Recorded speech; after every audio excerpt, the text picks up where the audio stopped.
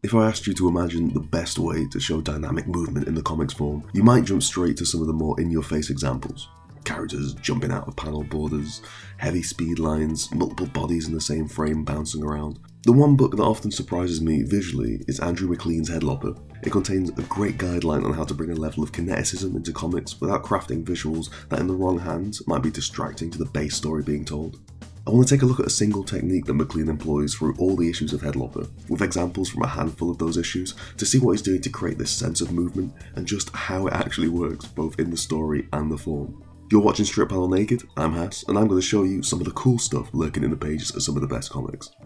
Okay, so first of all, let's just explain the technique a little bit. So comics show progression and movement through various different ways. Often you'll find in Western comics that each panel represents a moment. So here's an example from the first issue of the relaunched Spider-Man book to kind of explain what I mean.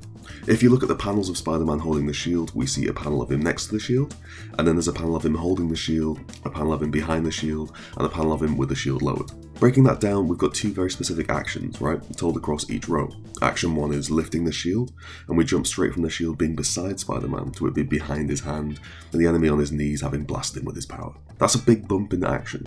And that's how comics work. We bridge that gap between the panels ourselves. Similarly, in the second row, it's a smaller movement, but we understand it. Spider-Man lowers the shield in between those two panels. Movement is created, and it's created with a certain speed to it. We, in essence, build a middle panel ourselves. We build the panel where Spider-Man reaches for the shield, and we build the panel where Spider-Man has the shield a little bit lowered. But what MacLean does is he breaks those moments down a little bit more. He specifically wants us to see movement as a feature of the story, because in various circumstances it adds a level of comedy, drama, power and tension. It all boils down to the idea that lingering on a specific action for a longer time gives it more resonance, and you can use that for various effects. So what MacLean does is he adds in that middle panel that we make ourselves. As an example, there's this page from the first issue of Head Lopper. Notice it opens with one of the few instances where a character breaks a panel border, actually encompassing a few of those elements I talked about right at the top of the episode, as you've got the break and the speed lines. But a little further down, you get 3 panels in a row of the Head Lopper himself jumping at this beast. The actual panel framing, it only changes very, very slightly. You'll notice there's a kind of push in on each subsequent panel, which forces the perspective a little bit more to make the stab look a bit closer to the reader. But the main change in each panel is obvious. It's the movement of the character diving through the air. Taking that Spider-Man example, we could just as easily have removed the middle panel and take the image of him on the pier, and then him having stuck his sword into the beast. It still works, right? You still understand the movement from A to B, but losing that middle panel means you lose the build-up. There's no beat that gives you a second to pause for the anticipation, it's just straight A to B. It also means you don't feel time as strongly, which means you don't feel the distance as strongly. Jumping straight from 1 to 3 removes the time and space that actually he has to travel to get to that point you can stab the beast. And further, it creates a real heavy sense of actual movement. Normally, as mentioned earlier, that's something that the reader has to do a lot themselves. Because we fill in those gaps, we make the movement, but by showing us the full range of movement, it means we actually have to process it a little bit more. When I look at that middle panel, I read it to know where I'm at, so I understand that moment of him hanging in the air, and with that, that's where the power of the sequence comes from. And in the same issue a few pages later, our man has found himself inside the big monster he was attacking. This is a great little sequence, and you get this set of panels where it cuts the beast's head open from inside. Again, you can see that there's a specific emphasis being drawn to movement and action here, and each individual part of the process of cutting off the head. With the exact same angle and the exact same framing, only one use of movement line, MacLean manages to make a real and direct sense of actual movement occurring. We're seeing how it works with a sort of spot the difference type approach to each panel. You know, by keeping it the same, you're being asked the question of what's changing. I mean, it's obvious, but that's essentially how it works.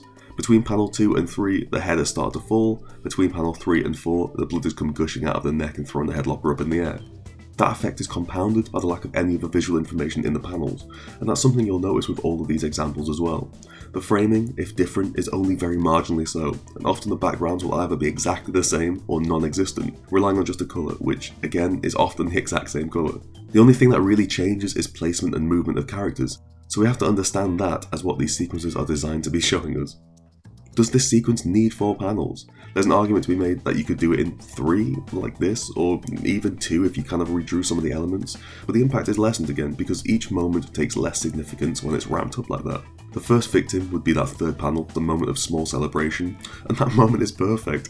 This sequence needs that moment to be what it is, otherwise it just becomes a scene of a demon getting its head chopped off. By adding in that beat of a panel, this sequence becomes a little something different. It adds character and humanity through one silent panel. A victory stance, and it brings some comedy with the switch from panel 3 to 4, which you would lose with Lopper being thrown out of the beast's neck. Similar to the first example, points of focus play a fun role in this sequence too, which you'd be hard pressed to do with less panels. Initially we're drawn to the monster's face because of the sound effects, and then pulled down to the sword and the pop noise. The changing of the imagery on panel 2 means we see the head falling backwards and then look down to see the sword swipe. In the 3rd panel, no visuals exist in the top half of the panel, so we're pulled straight down to his little celebration, and then that space gets filled straight back up and our eyes are pulled upwards to the exclamation speech balloon, which asks our eyes to replicate the actual movement of the head lopper being thrown in the air. That playful use of moving your focus and attention around keeps this visually simple sequence intriguing and very, very playful. I want to bring it back around to MacLean allowing time and space in his work. A lot of that is due to the format. Head Lopper is released quarterly in much larger volumes than a typical 20-odd page monthly book, and it means he can spend more time with moments like this, which are crucial and important for his book, without fear of someone reading 20 pages and feeling not enough happened.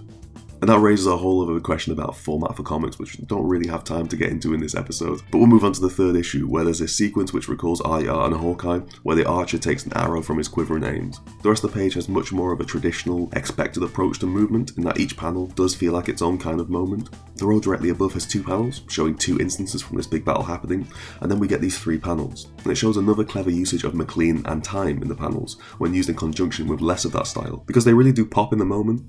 If the whole book was made of sequences like that, none of it would have the same impact anymore, but by dropping them in and out, you can build an effect like this. So in the fray of the battle, these moments and bloodletting, this archer takes his time to aim the bow. That silence builds some resonance with that sequence, elevating it above the other visuals and granting it a level of importance that builds some tension along the bottom of the page.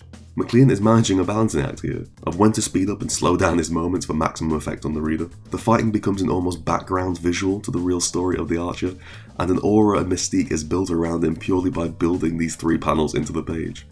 Regardless of any other context, you can read this page and understand that really this is all about that archer. We didn't need captions, expository dialogue, or anything else to build that relationship on the page. It's all there in 3 very, very simple panels. And a final example on that tension. This is a page from issue 5 of Head Lopper, and it shows a few characters venturing into a temple.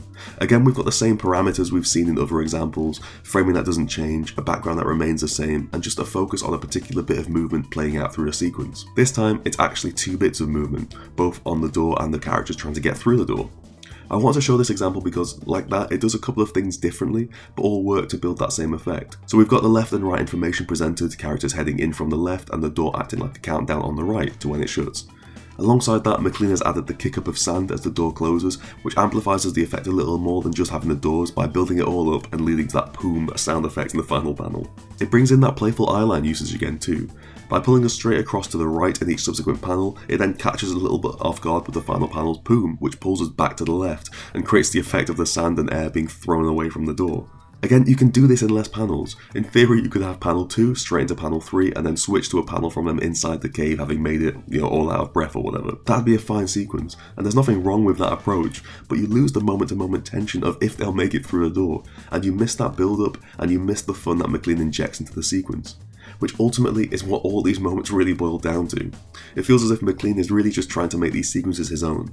They're all moments you'll have seen in other adventure stories, trying to get through the door before it smashes, diving towards the beast to attack him, but MacLean wants to make them Head Lopper moments instead. He's not racing you from one point to the other as quick as possible, but he's asking, and allowing, the reader to enjoy the moment as it happens. He's exploring what actually goes into each sequence and building character around those moments. That celebration after chopping the head and before you get flung in the air, the drama and aura that surrounds an archer dropping into battle, taking their time to line up the perfect shot amidst the fray. It's comics and sequences with a purpose, using the strength of showing a series of images in a row to create a real sense of actual moving parts, of kineticism and energy from static panels in a grid or in a row. MacLean understands this approach very, very well, and he knows how and where to use it for the perfect effect. Head Lopper is a book that approaches movement in a very, very specific way, and hey, it pays off every time. Thanks for watching. If you're a fan of Strip Panel Naked, I'd love it if you could check out the Patreon and consider supporting. For your pledges, there's tons of extra analysis and content and full-length creator interviews. For more comics talk and analysis, you can find me on Twitter at HassanOE, and finally hit subscribe to keep up to date with all the latest Strip Panel Naked episodes, and we'll see you next time.